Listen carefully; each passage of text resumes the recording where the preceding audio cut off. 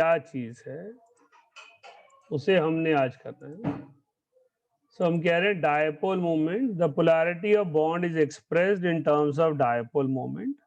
तो dipole moment polarity को define करने का, एक्सप्रेस करने का एक तरीका है।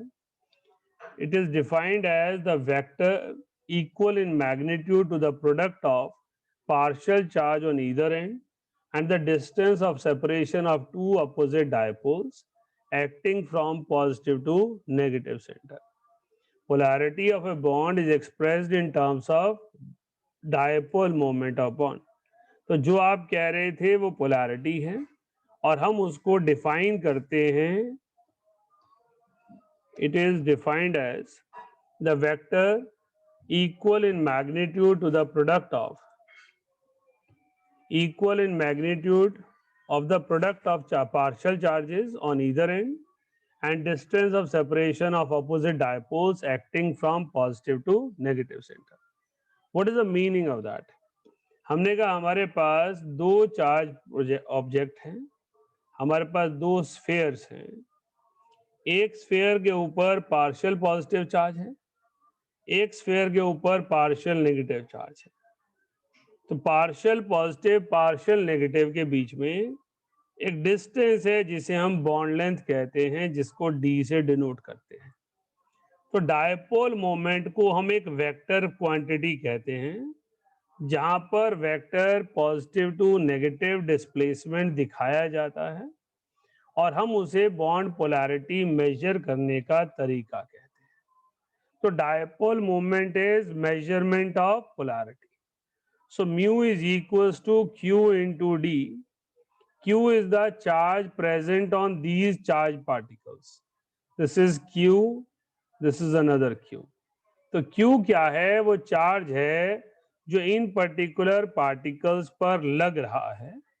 तो उस चार्ज की वैल्यू को और distance between the two charges, इनके प्रोडक्ट को डायपोल मोमेंट कहा जाता है। राइट, नोट कीजिए यहां तक।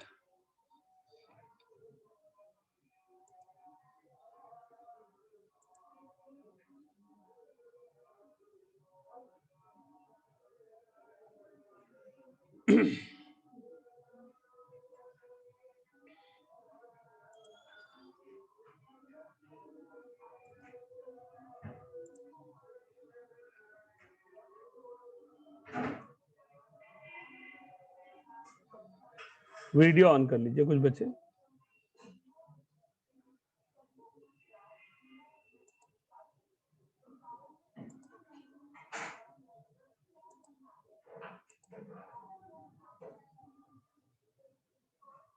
सर लिखना है ये? हाँ जी, सर मैं ना लिख तू। तेरी शीट में होता है ना वैसे? होता ही है। टेबल नहीं बनवाऊंगा, टेबल शीट में है। अपने हाथ से क्यों लिखवाते हैं आर्यन? वो याद होता है, दूसरे को वहीं बैठ के रटना पड़ता है।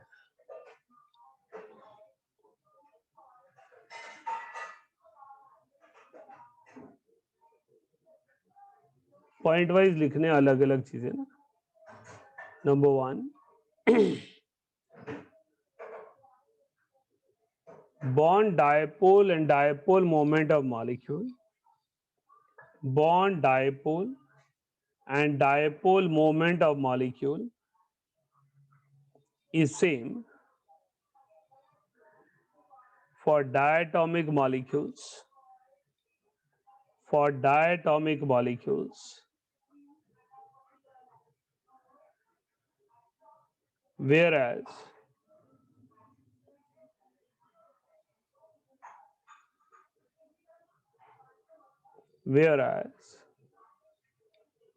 in case of polyatomic molecules,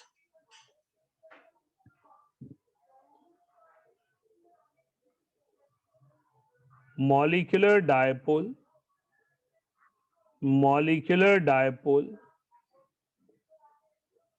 is calculated as resultant vector. molecular dipole is calculated as resultant vector.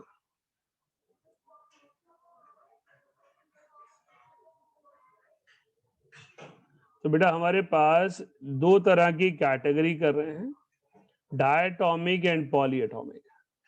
Polyatomic molecules में बॉन्ड डायपोल मॉलिक्यूलर डायपोल के बराबर नहीं होता। Overall dipole of molecule, overall dipole moment of molecule is calculated as resultant vector. Resultant vector stage पर बढ़ाने की कोई जरूरत नहीं है, सभी को पता ही है कि रिजल्टेंट वेक्टर का मीनिंग क्या है। आपने रिजल्टेंट वेक्टर का मीनिंग है हमारे पास कि एक मॉलिक्यूल जो है वो हमारे पास नेट रिजल्टेंट की तरफ जाएगा। आपके पास mu one square plus mu two square plus 2 mu one mu two cos theta. तो पॉलीएटॉमिक मॉलिक्यूल में बॉन्ड डायपोल कम हो सकता है, ज्यादा हो सकता है, उसकी कंसिडरेशन डायरेक्टली नहीं ली जाती। पॉलीएटॉमिक मॉलिक्यूल में आपने एक मॉलिक्यूल को नहीं, एक बॉन्ड को नहीं लेना है, सारे बॉन्ड्स का कॉम्बिनेशन लेना है। रिपीट कर रहा हूं, in case of polyatomic molecule, bond dipole and molecular dipoles are different because molecular dipole is calculated as resultant vector, right? वो आपने स्टेटमेंट लिखी ली है तो इसको लिखने की आपको नोट करने की जरूरत नहीं है। सर हाँ जी एक बार थोड़ा बोलिए। ऊपर करना प्लीज, डेफिनेशन की तरफ। अरे और ऊपर। ऊपर ही तो सर है। एक मिनट। एक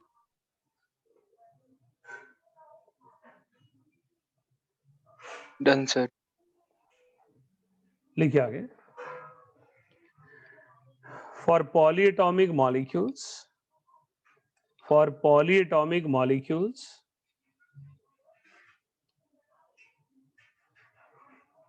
non-polar molecule can have, non-polar molecule can have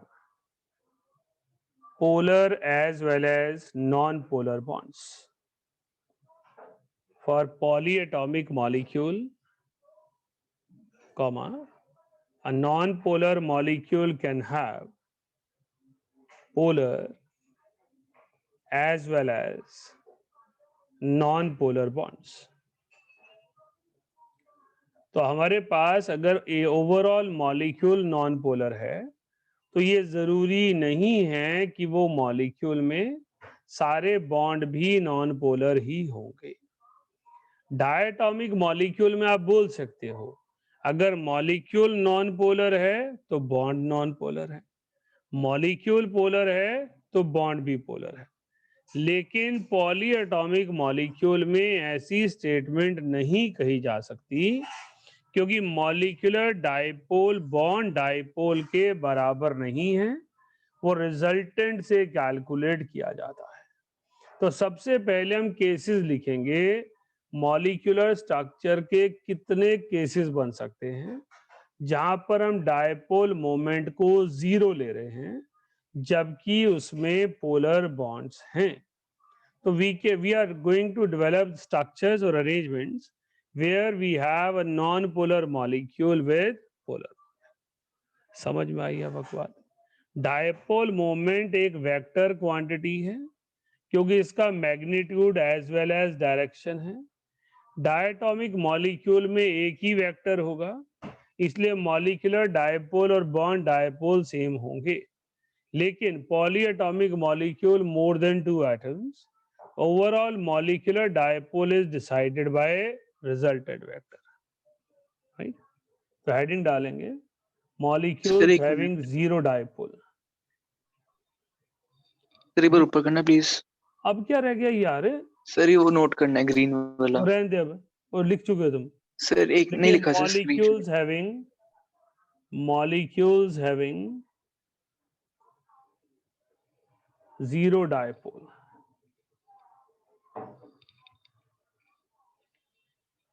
इसमें लिखिए case 1।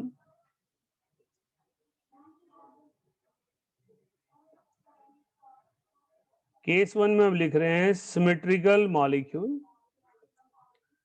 symmetrical molecules having bond pairs with same atoms.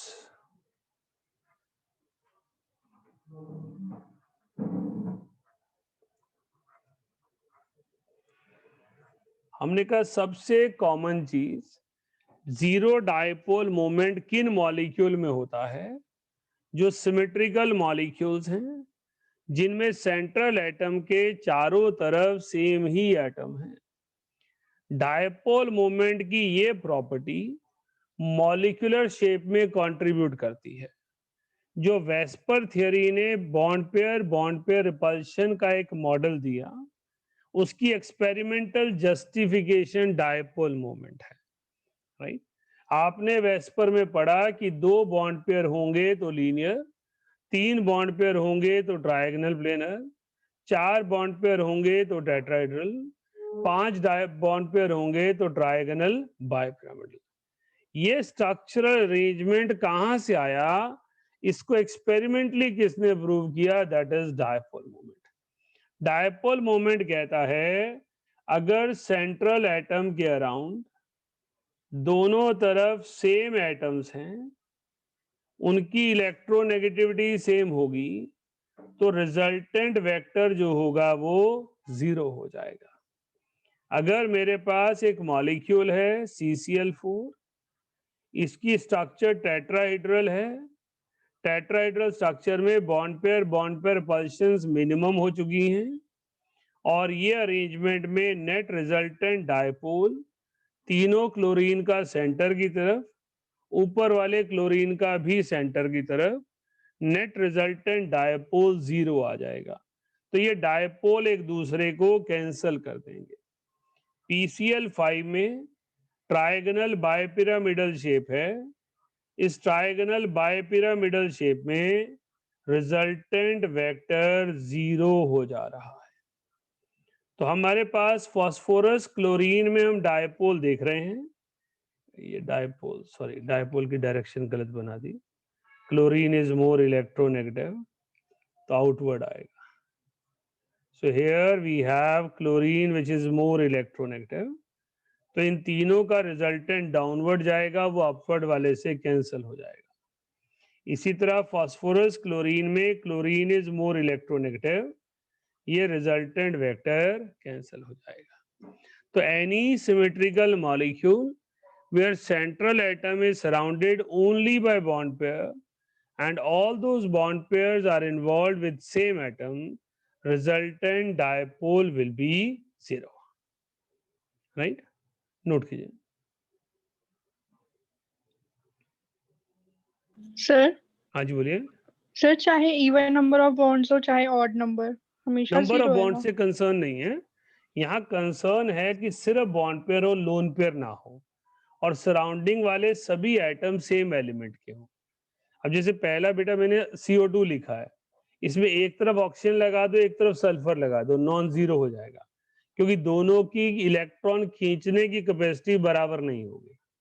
Second वाले मॉलिक्यूल में एक क्लोरीन हटाकर एक हाइड्रोजन लगा दो, नॉन जीरो हो जाएगा, right? Yes sir, yes sir. Dhruv, कुछ पूछ रहे थे आप? सर वो CCl4 का ही बोलना था, डायपोल की अच्छा, डायरेक्शन। डायपोल की डायरेक्शन, ओके, ठीक है।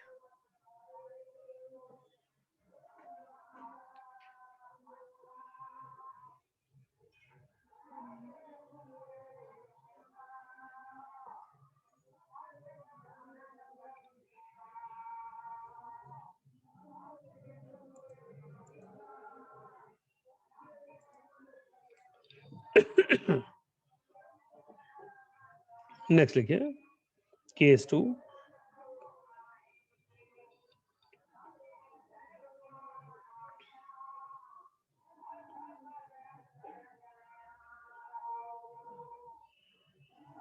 molecules having different atoms surrounding central atom, molecules having different atoms surrounding central atom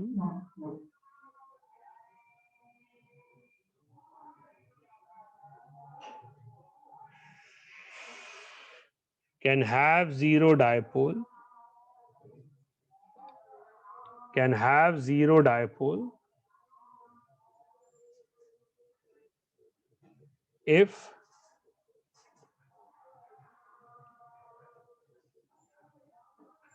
they are aligned in such a manner, if they are aligned in such a manner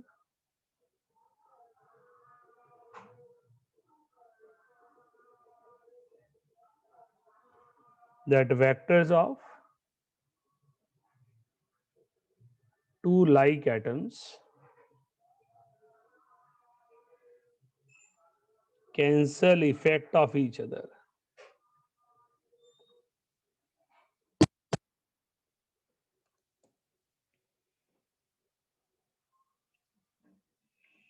मेरे पास बेटा XeO3F2 molecule है, इसमें 3 oxygen plane में है, 2 fluorine जो है वो perpendicular है। जब मैं इनका कंडेंस्ड फॉर्मूला लिख रहा हूं इस मॉलिक्यूल का, तो XeO3F2 लिख रहा हूं।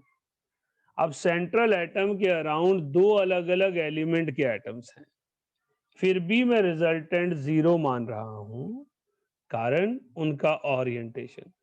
दोनों fluorine perpendicular to the plane है, 180 डिग्री पे 2 वेक्टर हो, दोनों का मैग्नीट्यूड सेम हो, तो रिजल्टेंट 0 हो जाएगा। और XeO3 जो सेंटर में है, वहां तीनों ऑक्सीजन का जो बॉन्ड डायपोल है वो एक प्लेन में है, तो वो भी एक दूसरे का इफेक्ट कैंसल कर देंगे। नेट इफेक्ट क्या होगा? 0 हो जाएगा। तो XeO3F2 has central atoms surrounded by different atoms, yet resultant dipole is 0 due to their orientation. Note कीजिए example.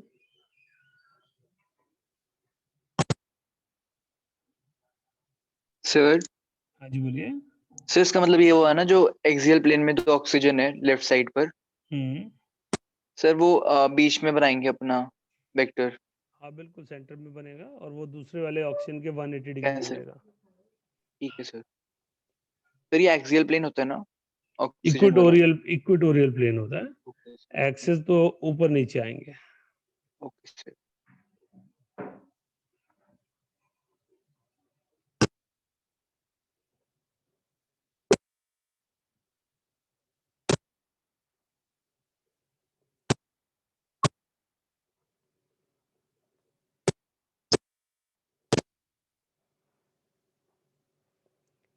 Next is case 3।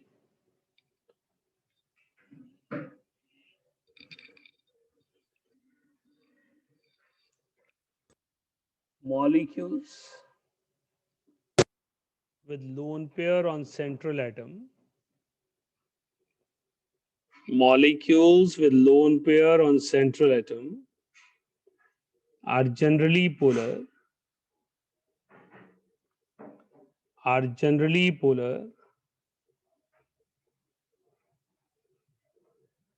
as bond dipole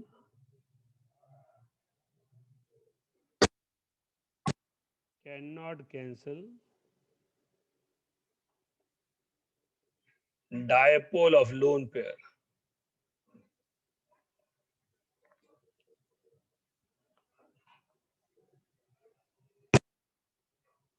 Yet certain molecules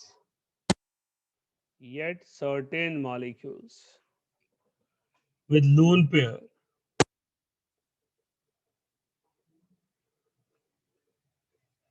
can have zero dipole,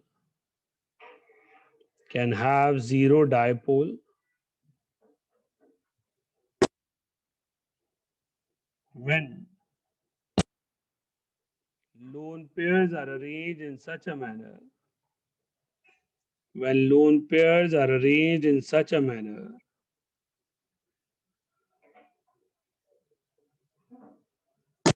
cancel out effect of each other. They cancel out effect of each other.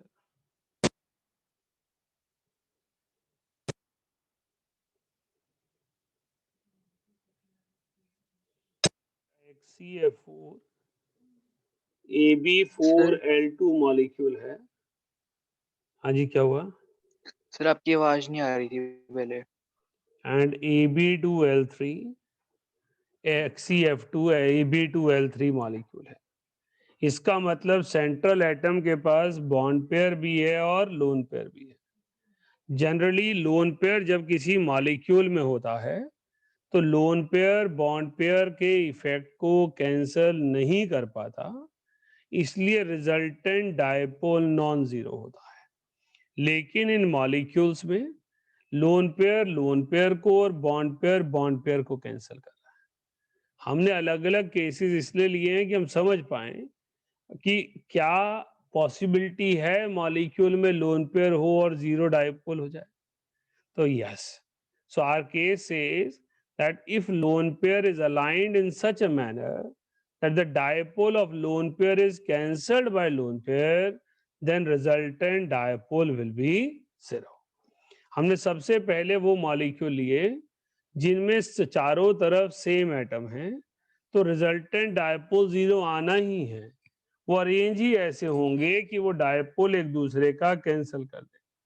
Second category में वो लिए जिनके पास different atom हैं, dipole magnitudes different हैं, फिर भी resultant dipole zero नहीं है। वो कैटेगरी के मॉलिक्यूल्स हैं जिनमें आपके पास बॉन्ड पेयर एक दूसरे को कैंसिल कर रहे हैं, क्योंकि सिमिलर एटम्स के डायपोल एक दूसरे के अपोजिट ओरिएंटेड है। सिमिलर पैटर्न को फॉलो करते हुए हमने केस 3 लिया जहां पर लोन पेयर को और बॉन्ड पेयर को कैंसिल कर दे रहा है।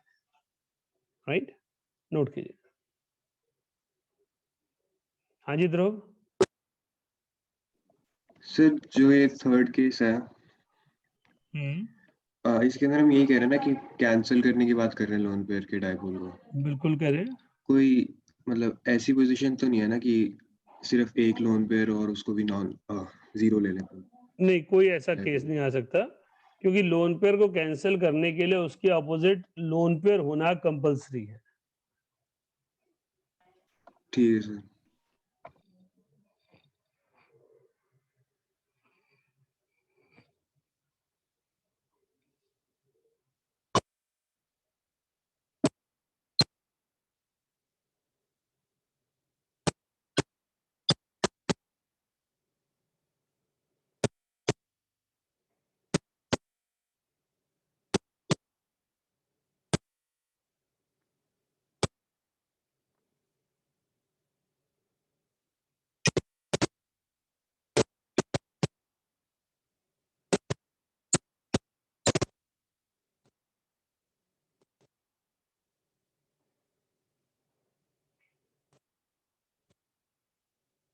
नेक्स्ट लिखिए, case 4।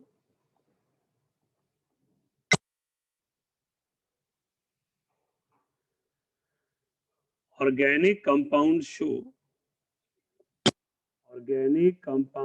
can show cis trans isomerism. Organic compounds can show cis trans isomerism.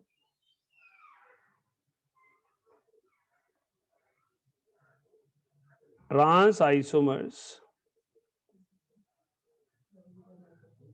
have zero dipole moment. Trans isomers have zero dipole moment due to trans orientation,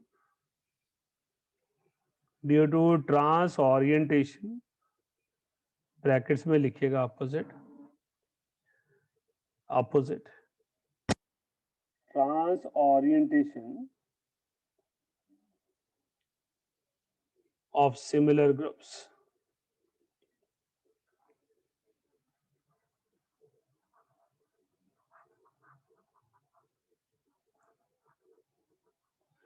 तो हमारे पास अगर trans molecule होंगे तो वो एक दूसरे का डायपोल इफेक्ट कैंसिल कर देंगे। तो हमारे पास जीरो डायपोल कहाँ कहाँ देखने को मिल सकता है? जीरो डायपोल हमें देखने को मिल सकता है ट्रांस मॉलिक्यूल्स में, लोन पेयर वाले मॉलिक्यूल्स में, डिफरेंट एटम्स में, बट अल्टीमेटली इन सारे केसेस का सम अप क्या है? Orientation. Dipole moment is a vector quantity. In order to make a resultant vector equal to 0, similar dipoles must be oriented in such a manner that they cancel out effect of each other. Right?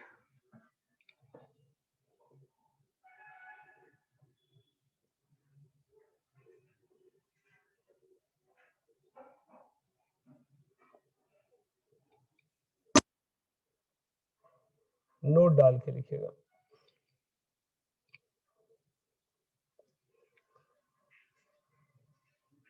In some cases,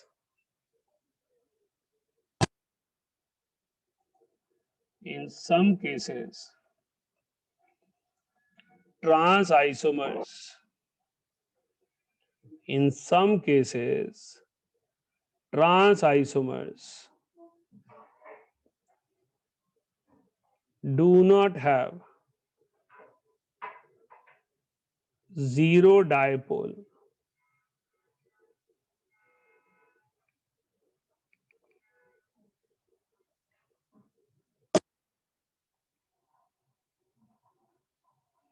As the other two groups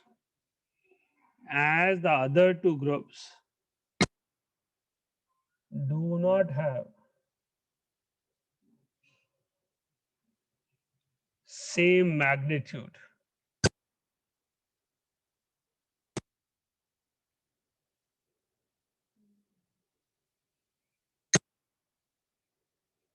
Even in some cases,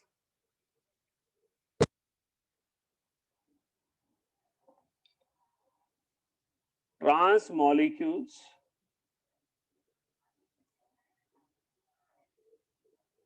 have higher dipole moment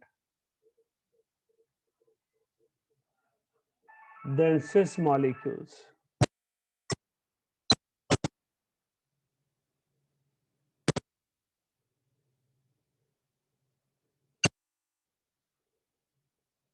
It is only possible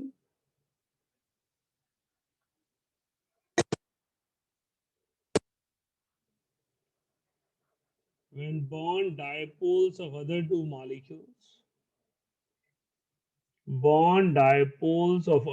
molecules is additive,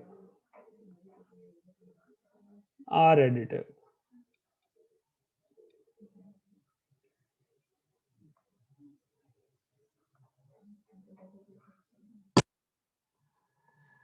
हम सभी जानते हैं कि trans molecules का zero dipole होता है.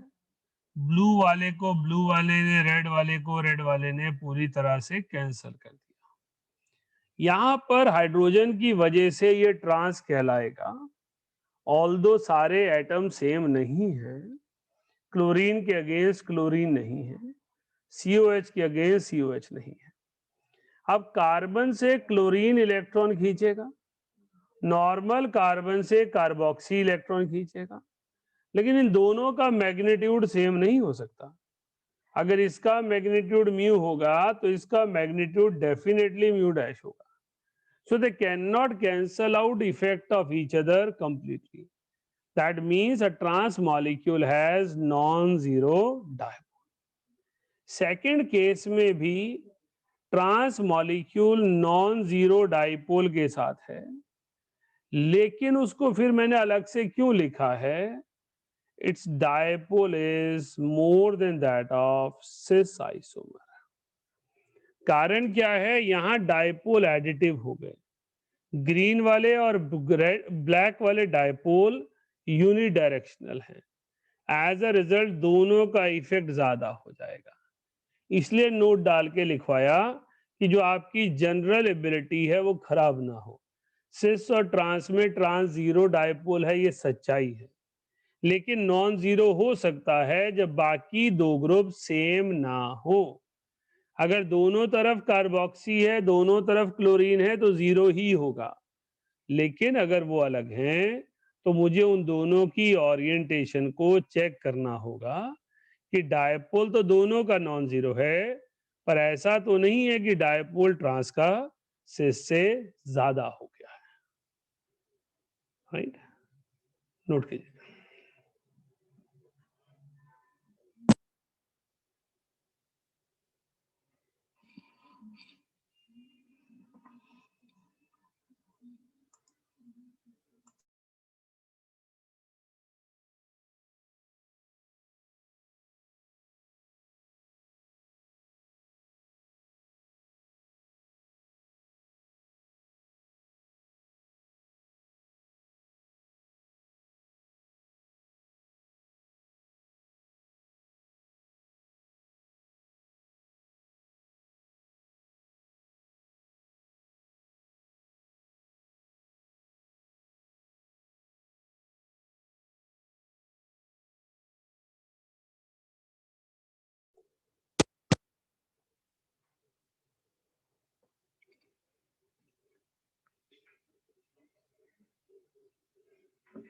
हाँ जी, कोई question? Any student having any query?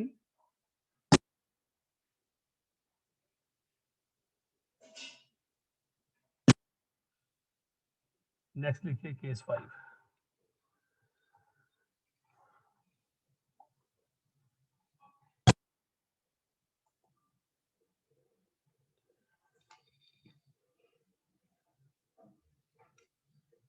In case of benzene,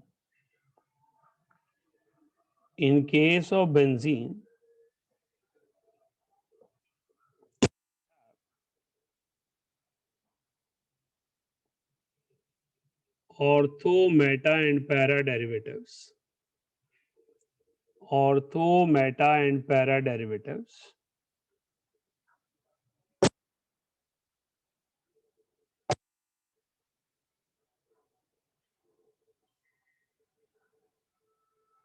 comma डाल के para isomers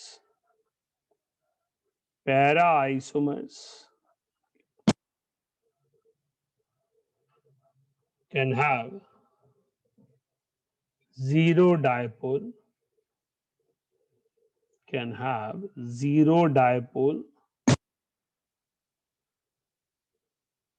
as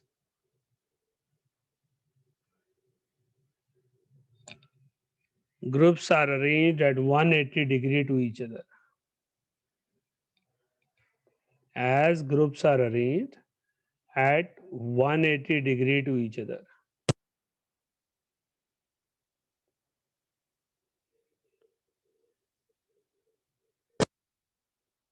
बेटा हमारे पास दो क्लोरीन 180 पर हैं, दो साइनाइड 180 पर हैं। बेंजीन में हम ऐसा क्यों कह पाते हैं? क्योंकि बेंजीन प्लेनर है। अगर ये साइक्लोहेक्सेन होता तो नहीं कह पाते, क्योंकि वो मुड़ जाता। ये मुड़ेगा नहीं, ये प्लेन में ही रहेगा।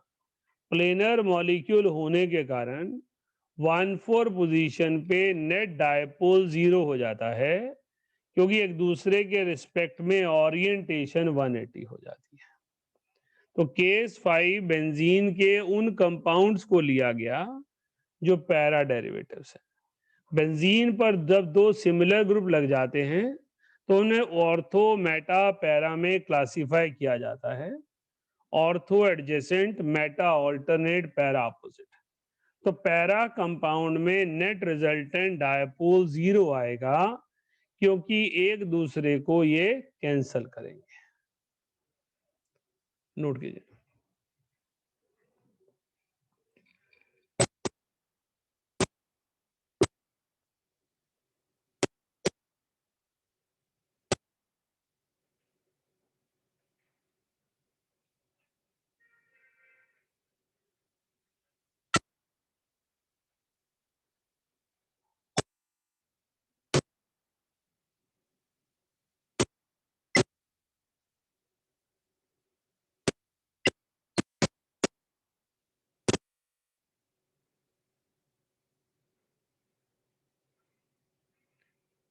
नोट डाल के लिखिएगा।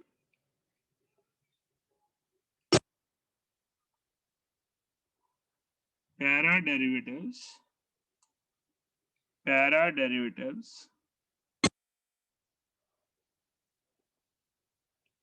may not have zero dipole,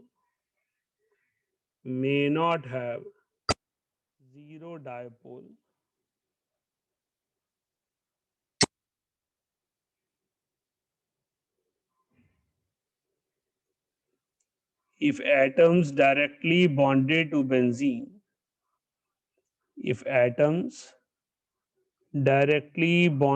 benzene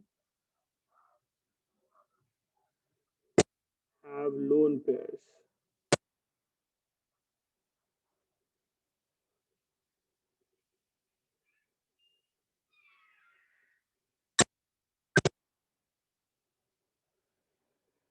बेटा सारे नॉन जीरो डाइपोल हैं, जबकि इनिशियल डाइपोल सबका 180 पर जा रहा है। लेकिन जो एटम बेंजीन से डायरेक्टली बॉन्डेड है उसके पास लोन पेयर है।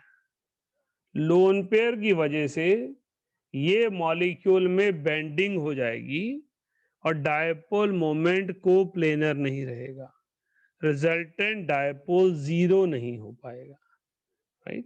तो मॉलिक्यूल जिनमें डायपोल मोमेंट जीरो लिया है उनमें दूसरी तरफ लोन पेयर नहीं है।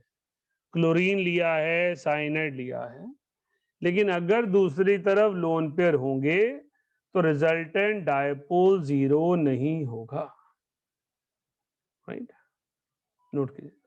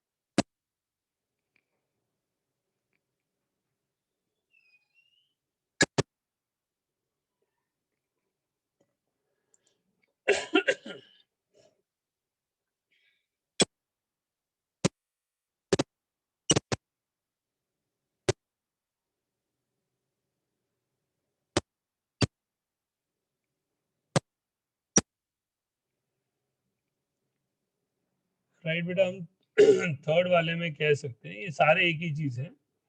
हम कह OH SH OCH3 कोई भी प्लेनर नहीं है, बेंडिंग हो गई है जिसके कारण डायपोल डेवलप हो गया है। OCH3 में O और C तो बेंड होगा ही, CH3 अपने आप में प्लेनर नहीं है। अगर ये CH3 प्लेनर होता भी तो भी डायपोल जीरो ही रहता, नॉन जीरो ही रहता, क्योंकि O और C में बेंडिंग हो जाएगी, राइट। तो हमारे पास कंसर्न है उन मॉलिक्यूल्स में जिसमें ओरिएंटेशन एक दूसरे के रिस्पेक्ट में 1,4 है। नेट रिजल्टेंट डायपोल हम एक्सपेक्ट कर रहे हैं जीरो, लेकिन जीरो नहीं आ पाया क्योंकि लोन पेयर है, राइट। अब हमारे पास जैसे ये ग्रुप है, इसके पैरेलल ही कई बार बच्चे सोच लेते हैं कि हमारे पास आ गया NO2,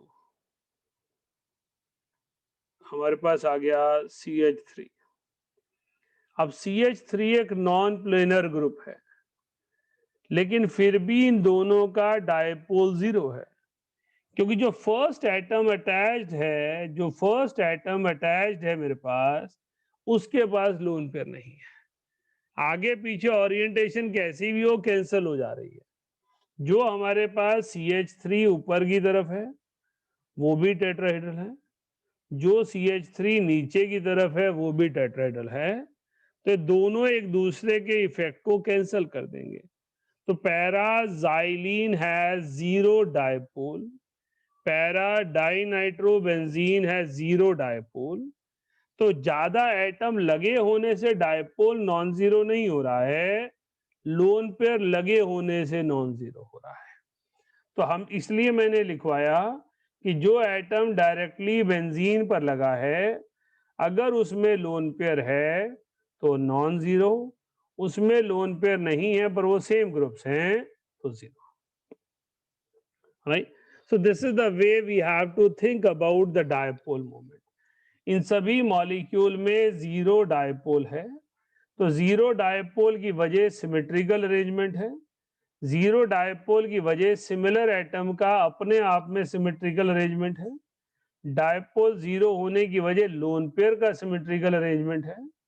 ट्रांस में डायपोल जीरो है क्योंकि same group opposite side of double bond पर है, लेकिन ट्रांस होने के बावजूद नॉन जीरो हो सकता है अगर दो ग्रुप सेम हो और दो ग्रुप अलग हो।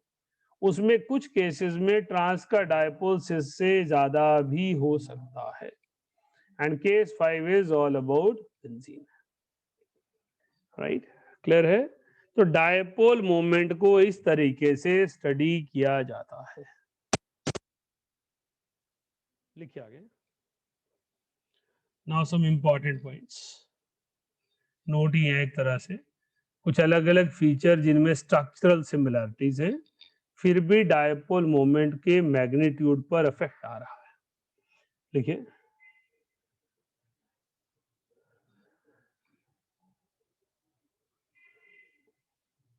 different ortho derivatives, different ortho derivatives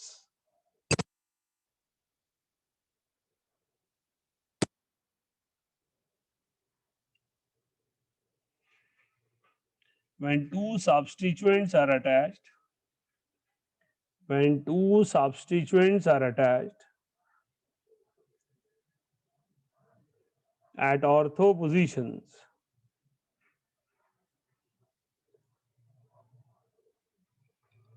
then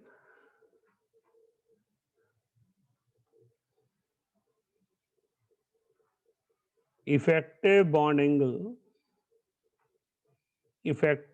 angle between two groups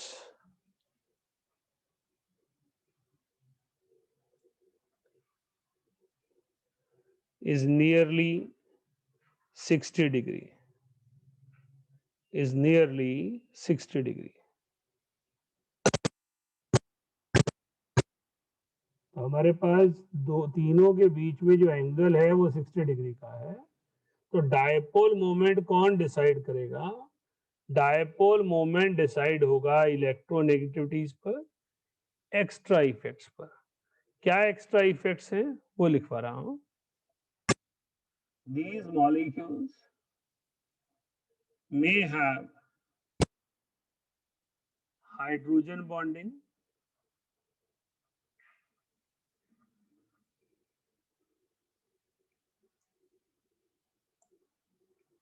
or steric influences, or steric influences.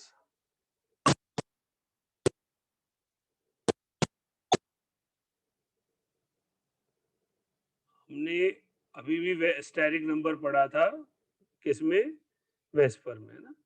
तो स्टेरिक होता है क्राउडिंग। यहाँ पर CH3 भारी एटम है, एक दूसरे को रिपेल करेंगे, तो यहाँ पर बॉन्ड एंगल प्रिसाइजली 60 डिग्री हो जाएगा। यहाँ पर bond angle slightly less than 60 हो जाएगा, यहाँ bond angle slightly greater than 60 हो जाएगा। एज अ रिजल्ट अगर मैं इनके डायपोल मोमेंट्स को चेक करूं तो डायपोल मोमेंट की value 2 is greater than 1 is greater than 3 आ जाएगी, राइट।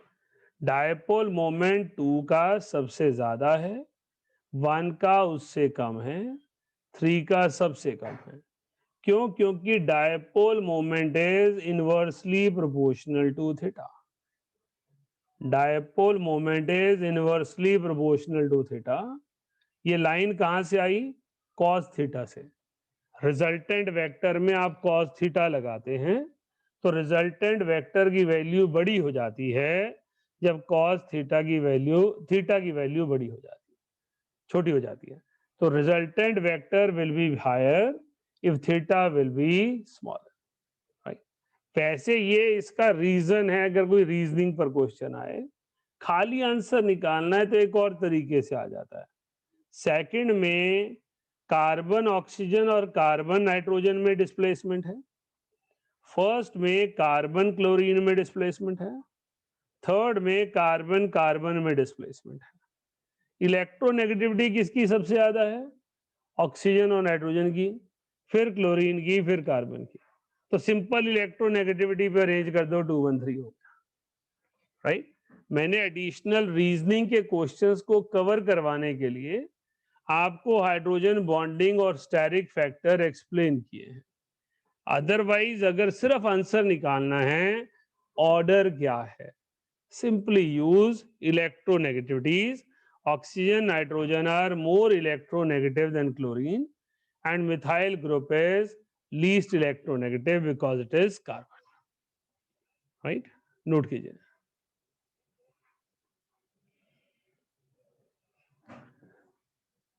हमने ये एग्जाम्पल्स क्यों लिए? क्योंकि तीनों ऑर्थो थे।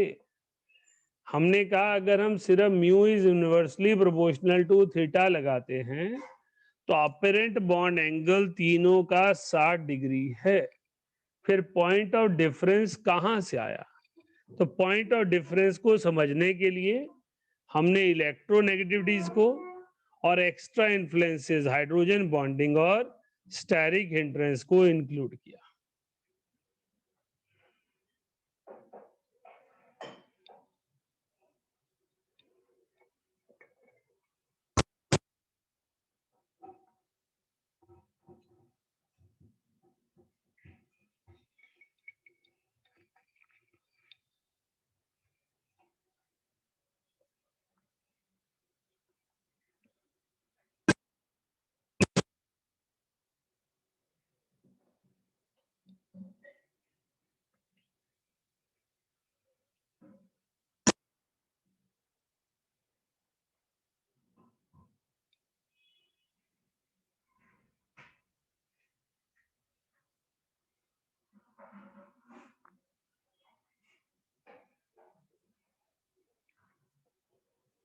नेक्स्ट लिखिए। In many molecules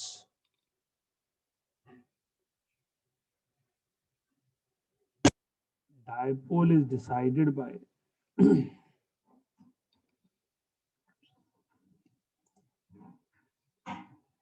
accumulation of charge or stability of charges. Accumulation of charge or stability of charges.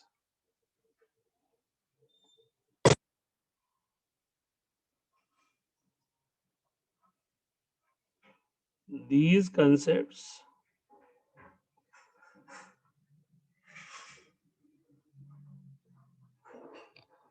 are significant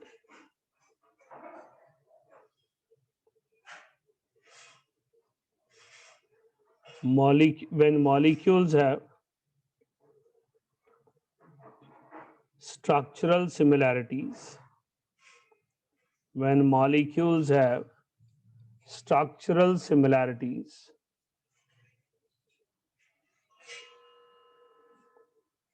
as well as direction of dipole is same.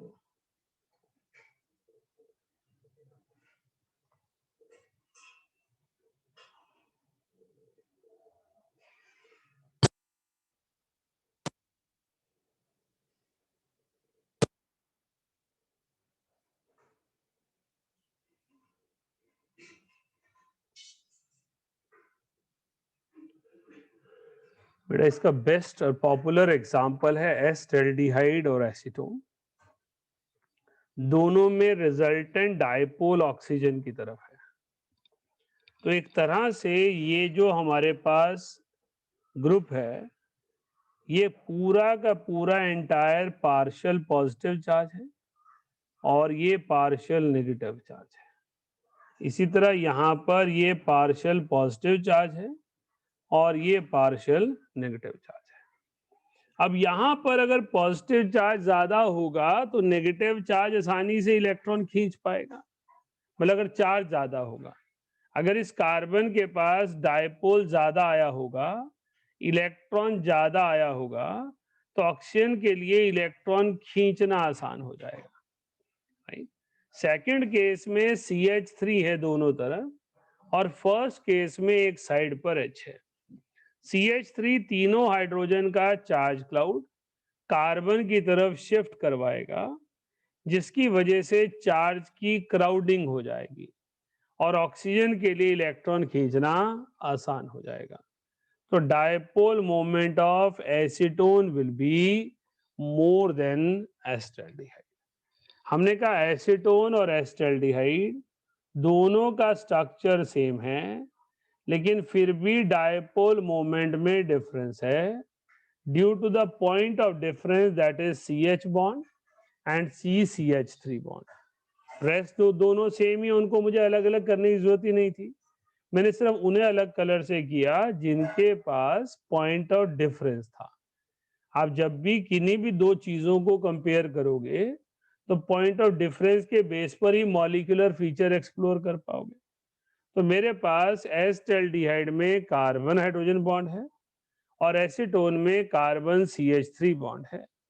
तो CCH3 bond has higher displacement of charge cloud towards carbon. As a result उस पर charge इकट्ठा होगा और oxygen आसानी से charge को खींच पाएगा। तो एसीटोन का जो डिस्प्लेसमेंट है डायपोल का, वो एस्टल्डिहाइड से ज्यादा हो जाएगा। राइट, नोट कीजिए।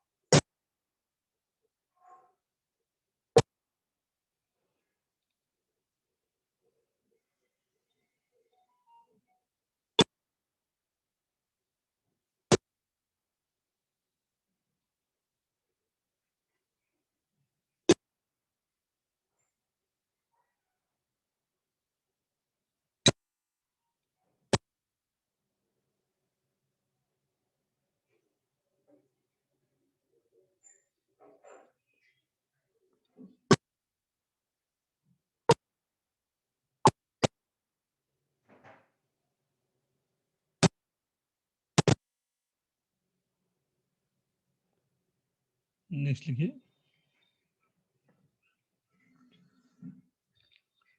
Similarly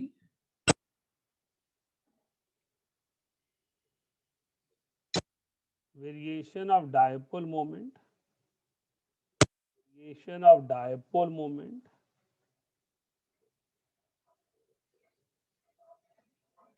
in various chloroderivatives. Sir, please repeat. Similarly, variation of dipole moments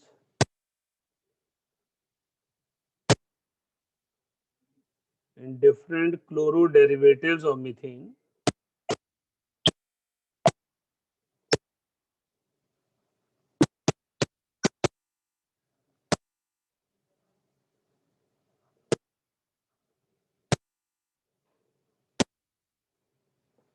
can be calculated.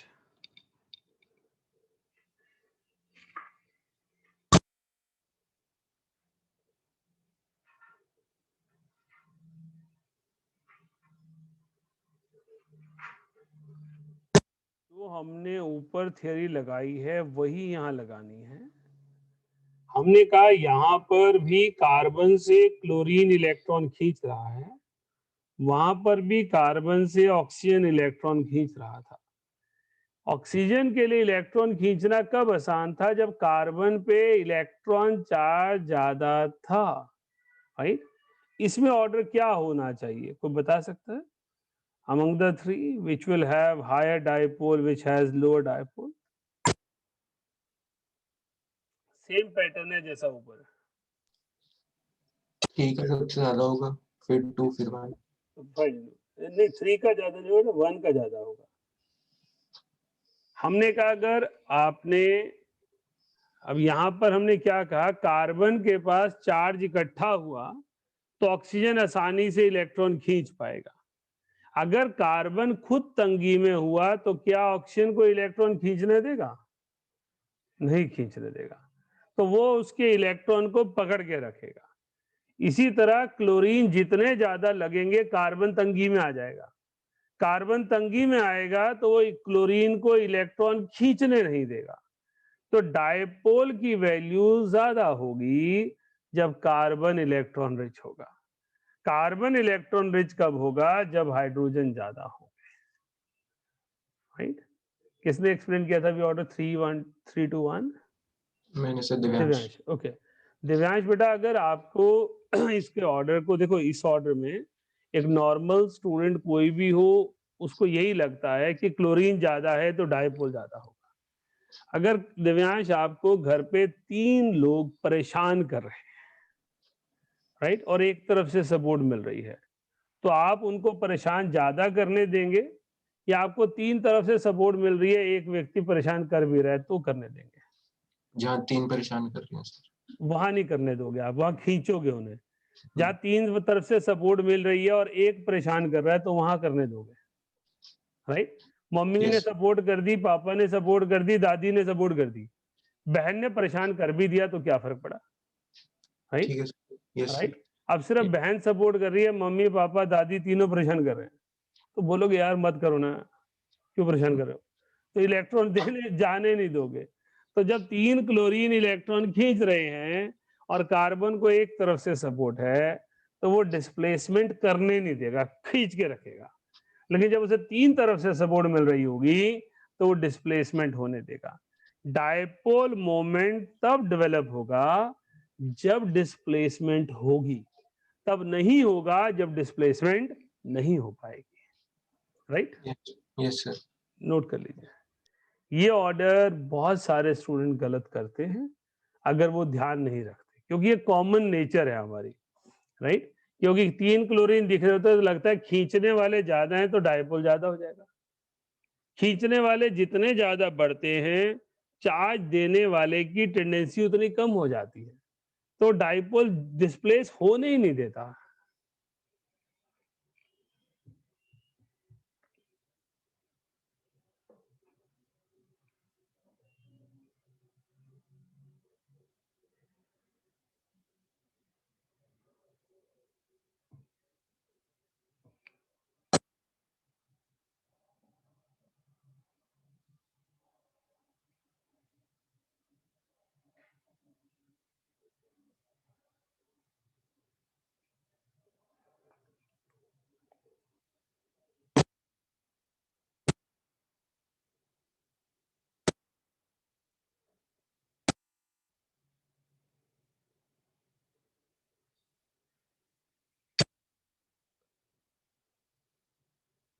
Next लिखिए, dipole moment of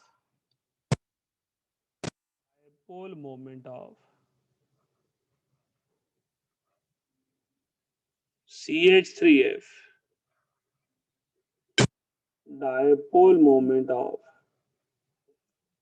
fluoromethane is less than dipole moment of chloromethane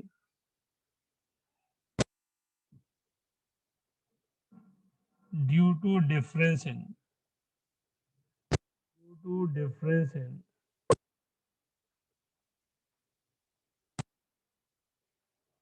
bond length.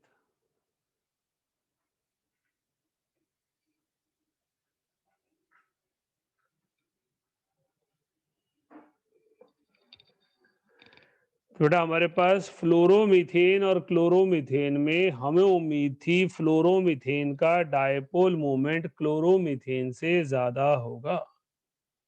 Dipole moment का formula है Q into D. D छोटा होगा तो dipole moment छोटा हो जाएगा। हमने कहा एक्यूमुलेशन ऑफ चार्ज 3 हाइड्रोजन की वजह से दोनों में सेम है, Q की वैल्यू नियरली सेम है, जो पॉइंट ऑफ डिफरेंस है वो D का है। Bond length is smaller in CF, so dipole moment is smaller. तो फ्लोरोमीथेन में डायपोल मोमेंट क्लोरोमीथेन से कम होगा।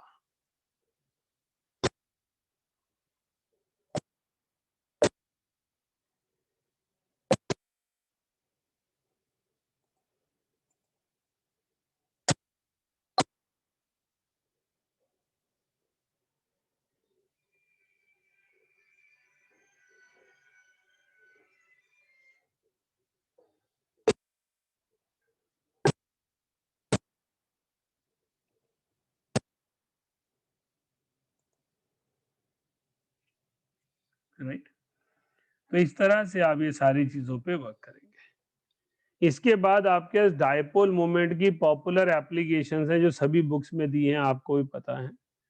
उसकी एप्लीकेशन में आ जाता है predict the percentage ionic character. उसका फॉर्मूला मैंने आपको असाइनमेंट में भेजना है ना। उसके अलावा आ जाता है प्रिडिक्शन ऑफ मॉलिक्यूलर स्ट्रक्चर। वो ये टेबल है, ये भी आपकी असाइनमेंट में है कि हमारे पास अगर AX है, AX2 है, AX3 है, AX4 है, तो जीरो डाइपोल होगा तो क्या होगा और नॉन जीरो होगा तो क्या होगा। ये टेबल पूरा असाइनमेंट में दिया हुआ है। हमने कहा AX2 का मतलब हमें देखने में एक सेंट्रल एटम, 2 सराउंडिंग एटम दिख रहे हैं।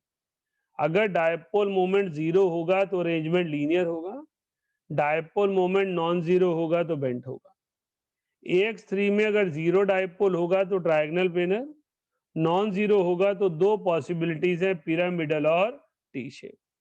अगर मेरे पास AX4 है, एक इलेक्ट्रॉन 4 बॉन्ड पे, एक सेंटर और 4 बॉन्ड पे, जीरो डायपोल है, टेट्राहेड्रल होगा, जीरो डायपोल है, स्क्वायर प्लेनर भी हो सकता है, लेकिन नॉन जीरो है तो सिर्फ सीसॉ अरेंजमेंट होगा। Right, so this is what you have to understand, है ना। तो dipole moment helps in thinking about boiling point, percentage ionic character, molecular geometries. Right, मैं आपके साथ +1 का डायपोल मोमेंट वाला लेक्चर भी शेयर करूंगा। ये लेक्चर हमने अलग तरीके से इस बैच के लिए पढ़ा है, case 1, case 2, case 3, case 4, but हो सकता है कोई छोटी सी डिटेल आपको ज्यादा रिक्वायर्ड हो तो +1 के लेक्चर से करिएगा। राइट, तो डायपोल मोमेंट पे जो क्वेश्चन मेजर आते हैं उनको ध्यान में रखते हुए सीक्वेंस फॉलो किया है ताकि आपको डायपोल मोमेंट आर्टिकल के क्वेश्चंस आ जाए। बाकी तो फॉर्मूला ये mu observed upon mu calculated assignment की डिस्कशन में आ जाएगा। जिस किसी को समझ नहीं आएगा वो असाइनमेंट की डिस्कशन में हम ट्यूसडे को करेंगे। अगली क्लास ट्यूसडे को होगी। राइट, तो आपको आज जो है वो डायपोल मोमेंट का +1 का लेक्चर शेयर करेंगे हम, और जो ये लेक्चर है तो आपने देख ही लिया है, कर ही लिया अटेंड, तो नोट्स प्रॉपरली बनाएं। डायपोल मोमेंट इंपॉर्टेंट टॉपिक है। अगला टॉपिक हम रेजोनेंस लेंगे, बॉन्ड कैरेक्टरिस्टिक लेंगे, और फिर molecular orbital theory. Most probably हम थर्सडे को या फ्राइडे को टेस्ट लेंगे बॉन्डिंग चैप्टर का कंप्लीट। राइट, देखते हैं कितना वहां तक हो जाता है, जितना भी हो जाएगा। तो दिवाली से पहले इसका टेस्ट होगा। क्लियर है? Any question to anyone? Sir cooling curve बता दो। कूलिंग कर्व का मतलब होता है सॉलिडिफिकेशन, जो आयनिक प्रॉपर्टीज पे लगता है। हम कहते हैं आयनिक कंपाउंड सारे क्रिस्टलाइन सॉलिड होते हैं। क्रिस्टलाइन सॉलिड होंगे तो जब हम ग्राफ बनाएंगे उनका, हम ग्राफ में कह रहे हैं कि ये वो कंपाउंड हैं जिनमें हमने लिक्विड स्टेट से पिक किया, लिक्विड स्टेट से सॉलिडिफिकेशन स्टार्ट की, और ये पॉइंट आ गया जो मेल्टिंग पॉइंट है। इस मेल्टिंग पॉइंट पर हम उम्मीद कर रहे थे ये लिक्विड पूरी तरह से सॉलिड में, फ्रीजिंग पॉइंट कह दीजिए, सॉलिड में कन्वर्ट हो जाएगा। लेकिन इसने टाइम लिया और इस टाइम को लेने के बाद इसका जो है वो सॉलिडिफिकेशन हुआ। सो ये टेम्परेचर वर्सेस टाइम का ग्राफ है कि जैसे जैसे टेम्परेचर कम किया लिक्विड सॉलिड फॉर्म में जाता चला गया। ये टाइम लग रहा है उसको, टेम्परेचर डिक्रीज हो रहा है और वो सॉलिडिफाई हो रहा है। लेकिन जब वो सॉलिडिफिकेशन पॉइंट पर पहुंच गया, फ्रीजिंग पॉइंट पर पहुंच गया, so it had took so much time in order to get converted into solid. यहाँ पर टाइम भी भाग रहा था, टेम्परेचर भी भाग रहा था, दोनों बढ़ रहे थे। टेम्परेचर कम हो रहा था, टाइम बढ़ रहा था। लेकिन यहाँ इस पॉइंट से इस पॉइंट पर जाने में इसने टाइम लिया। इस टाइम को हम सॉलिडिफिकेशन टाइम कहते हैं। This time is called solidification time because solids are ionic solids are crystalline in nature. Crystalline solid को बनाने के लिए टाइम चाहिए क्योंकि लेयर्ड अरेंजमेंट आना है, इसलिए आपका कूलिंग कर्व ऐसा दिखाई दिया। हाँ जी Shreya, thank you sir. Welcome बेटा। और किसी का कोई topic? Don't hesitate and asking if you are coming to the class. पहले सभी टाइम आपके डाउट्स के लिए ही होता है, राइट? अगली क्लास में आपके संडे का एक ब्रेक आ रहा है, तो अपने सारे के सारे डाउट्स इकट्ठे कीजिए, फर्स्ट लेक्चर से लेकर डायपोल मोमेंट तक, राइट? हाँ जी वंशिका। सर आपने वेस्पर में जो क्वेश्चंस दिए थे ड्रॉ करने के लिए, उसमें एक था NR4 पॉजिटिव, R क्या था उसमें? Alkyl group, methyl, ethyl. ठीक है।